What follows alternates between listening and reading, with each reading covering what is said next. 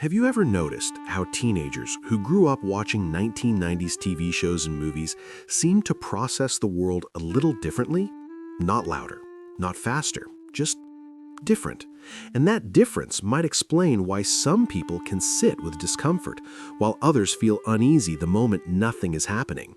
That skill, or lack of it, quietly shaped how your mind learned patience and focus, and it still shapes how you face challenges today. But it can be retrained. This isn't nostalgia, it's psychology.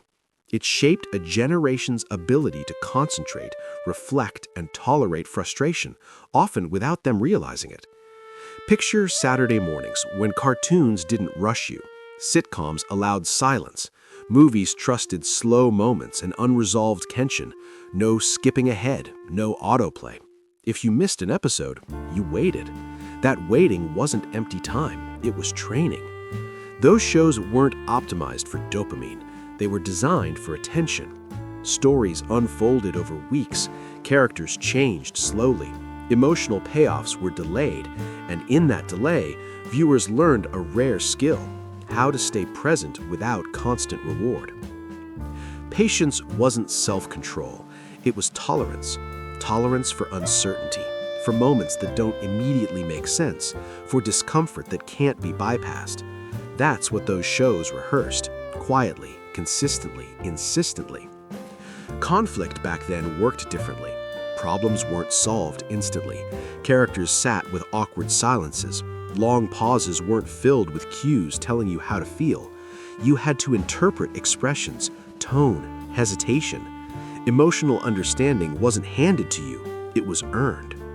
Movies pushed this even further. Minimal effects, practical sets. Stories left gaps for your imagination to fill. Fear came from what wasn't shown. Meaning came from what wasn't explained. Your brain learned patience. Many today can't even watch a 30-second pause without feeling anxious, and that's exactly why this matters. When was the last time you watched a scene that didn't tell you how to feel? No music cue, no instant payoff, no clarity, and didn't feel the urge to check something else? Most assume binging builds knowledge. It actually trains impatience. TV schedules built rhythm. Shows ended. Credits rolled. You reflected. You discussed it with friends. Meaning was negotiated with other people, not algorithms.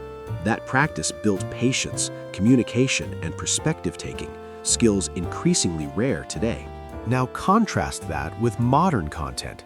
Faster cuts, constant stimulation, endless clarity. This doesn't make today's viewers weaker, but it often makes them more anxious. Immediate resolution has replaced tolerance for ambiguity. Few even notice they're losing that muscle. Teenagers who grew up with 1990s TV and movies approach challenges like long story arcs. They expect setbacks. They don't panic at slow progress. Confusion isn't failure, it's part of the narrative. This mindset didn't survive by accident. It required friction, waiting, boredom, silence, things most avoid at all costs today. That avoidance comes at a real cost: missed perspective, shallow patience, weaker tolerance for uncertainty. The psychology shaped by 90s media isn't outdated, it's reusable. But relearning it means doing something uncomfortable now. Slowing down, staying with moments that don't immediately reward you, resisting the urge to escape discomfort. Most people won't do that, not because they can't, but because it's easier not to. Most will never sit with a silent scene again, and that changes how they process life. So the real question isn't whether this mindset still matters, it's whether you're willing to practice it again in a world that no longer forces you to. Will you risk silence today or let the noise win? The question is no longer whether the world moves too fast, it's whether you can slow down enough to notice. Most won't pause today, but will you?